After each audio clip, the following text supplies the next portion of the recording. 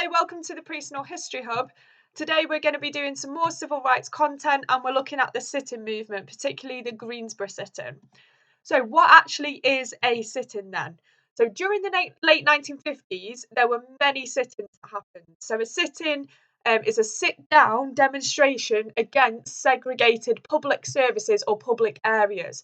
This also included the act of boycotting things. So these sit-ins were later given the term direct action.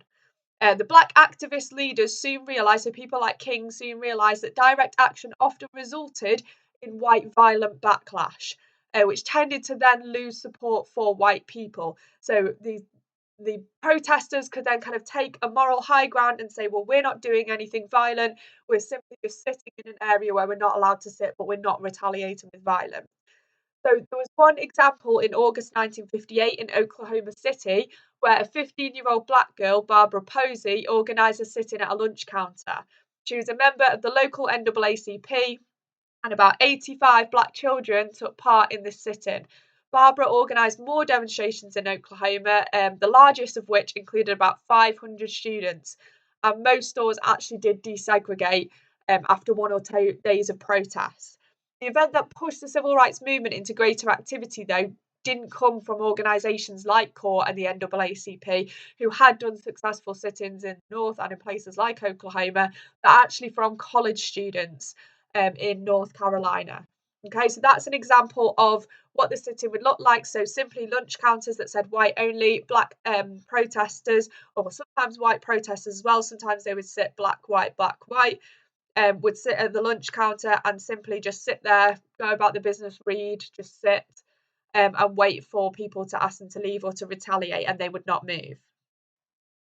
So what actually happened in Greensboro then? So on the 1st of February 1960, a sit-in was held at the Greensboro branch of Woolworths, which was a big store.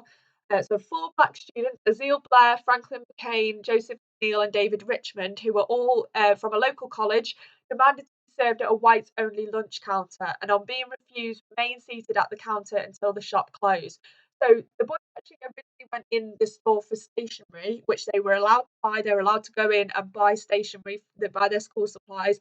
So they were kind of saying it's very hypocritical that they can go in and buy stationery supplies and spend their money in the store, but they're not allowed to actually sit at the lunch counter. So that was the point that they were making, that they can't go and sit and have their lunch there. So the next day, after being refusing to move on the first day, the next day they were accompanied by 27 more students. The day after, so the third day, a further 80 joined them. By the fifth day, there were 300. So the shop agreed to make a few concessions, but the students later resumed their protests, and some were actually arrested for trespassing. The students then boycotted any shop in Greensboro that had segregated lunch counters. So as well as the original sit-in, they then started doing boycotting. So similar to the bus boycott, but this time with segregated lunch counters. And that caused sales to drop. So those stores weren't making as much money anymore, and eventually segregation did end. So during the sit-ins, the students did have to endure violence and assaults, but they were careful not to retaliate, copying those kind of peaceful protests of Martin Luther King.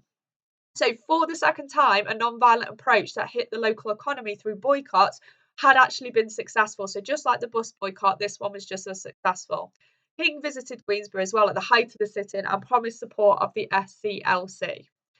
Sit-ins very quickly did become a big tool of protest, especially in cities where there were many students and in places where African American adults had already started to make some progress in civil rights. And the date when the Woolworths stores actually decided to desegregate their lunch counters was July the 25th, 1960. So this picture just shows you as well some of the violence that the protesters had to endure. So there's 2 black women there and a white man who were protesting, and they've had food thrown over them. They were often burnt with cigarettes, spat at, so really horrible things that they had to endure. Actually was the significance of Greensboro. So it meant that existing civil rights groups helped the sit-ins to spread rapidly, but it was mainly a reaction to the first protests. So young people thought that segregated lunch counters were wrong and were inspired to protest against them. So this kind of starts a new wave of young people, of students getting involved, protesting the civil rights movement. Some white Southerners joined CORE and SNCC even when segregationists, so those who supported segregation, were threatening them. So it saw a new surge of white people joining these movements as well, and standing together with the black activists.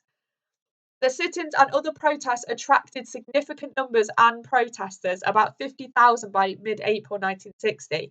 So it was a very visible form of protest that was very hard to ignore. Obviously, media comes into that, which I'll talk about now. So it was all very, very open to the media. So unlike boycotting, where you're not doing anything, you're not going out and buying something or not going out and doing something, sit-ins were in public spaces where black people were not supposed to be.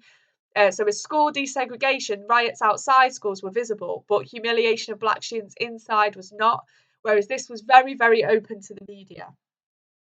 At first, the sit-ins were a largely student, mainly black protests, but other people did start to take part, such as college professors, and the number of white people joining protests meant that the organisers could use mixed race groups in their protests, and they might sit white, black, or just a mixture of them at the lunch counter to show that white people do support this as well. The sit-in showed the importance of publicity, and publicity for the Greensboro sit-in grew because of the number of people involved in it rose so rapidly. So when the sit-in spread, the media saw it as a newsworthy mass movement, and the coverage was mainly supportive. Favourable news coverage produced support from black and white people in both the North and South. So there were demonstrations across the USA at local branches of nationwide department stores that still segregated their facilities. Okay, thanks for listening. Don't forget to subscribe to the Pre-Snow History Hub, and the next video is going to be on the Freedom Rides.